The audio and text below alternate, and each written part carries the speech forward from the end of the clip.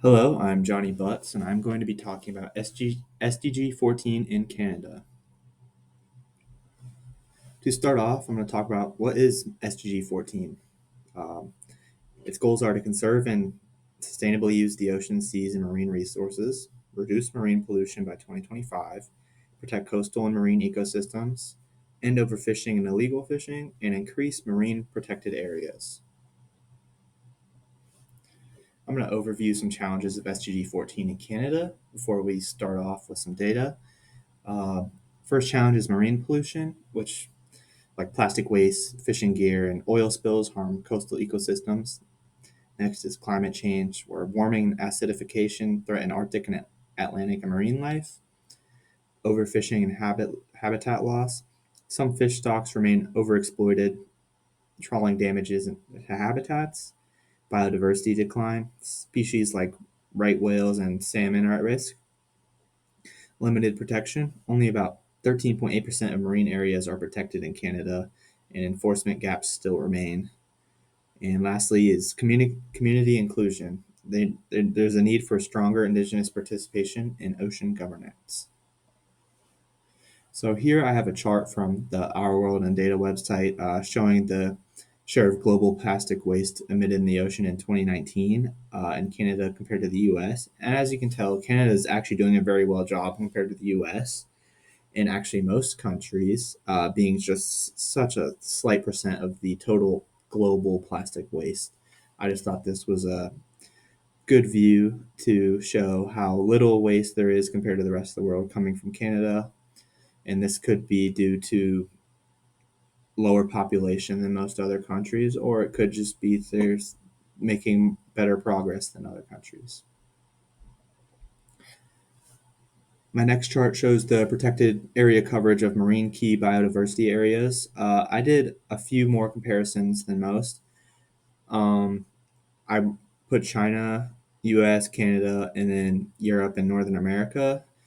And I did Canada and the US because the protected coverage area is about the same.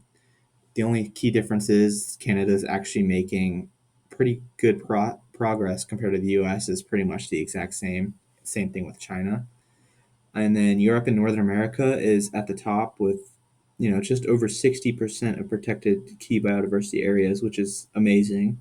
And they've made slow but steady progress in the past couple decades. I have some ways Canada is facing challenges with SDG 14. First, they are reducing the marine pollution. There's a ban on single use plastics such as straws, bags, and cutlery since 2023, and then National Plastics Action Plan to reduce ocean litter. Next, expanding marine protection. Over 13.8% of waters designated as marine protected areas, or also known as MPAs for short, they have a goal set as 30% protection by 2030. They call it the 30 by 30 initiative. Next, they are starting sustainable fisheries management, which quota systems and monitoring to prevent overfishing, and investment in science-based fish stock assessments. Next, I'm going to talk about combating climate change. We're ocean monitoring programs in the Arctic to track warming and acidification. They also support for renewable energy and emissions reduction in shipping.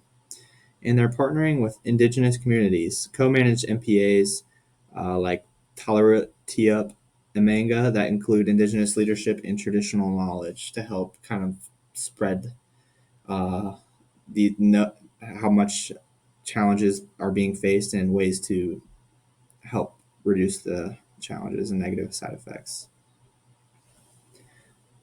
On this slide, I'm going to talk about how technology can help in SDG 14. First, with satellite monitoring, this helps track oil spills, illegal fishing, and ocean temperature changes in real time, which is used by fisheries in Oceans Canada. Next is AI, which analyzes marine data to predict pollution patterns and identify endangered species habitats. And Internet of Things can help with smart sensors on fishing vessels, monitor catches, and prevent overfishing. Blockchain technology can ensure transparency in seafood supply chains, which provides fish are sustainably caught, proving fish are sustainably caught. Open data platforms, tools like Canadian Integrated Ocean Observing System, share real-time ocean data for researchers and policymakers. And lastly, digital education and awareness, social media and interactive apps like SAS Gather IQ teach ocean sustainability and engage citizens in data-driven solutions.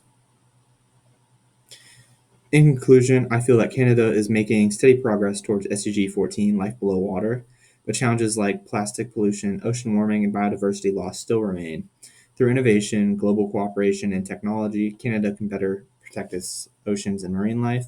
Tools like AI, satellite monitoring, open data platforms are helping track, manage, and preserve ocean resources. By combining science, policy, and community action, Canada can ensure a sustainable future for life below water at home and worldwide. And this is something that will have to be done by every country to undo the damage us humans have done. Thank you.